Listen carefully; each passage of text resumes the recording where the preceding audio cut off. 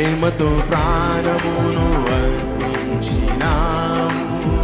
శ్రమల సంఖ్యలైన శత్రువులు కరుణించువాడవు నీవే. శూరులు నీ ఎదుట వీరులు కారెన్నడు, జగతిని జయించిన జయశీలుడా.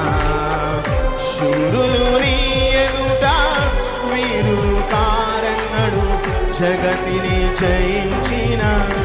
చేతులు పైకెత్తి సర్వయుగములలో సజీవుడవు, సరిపోల్చగా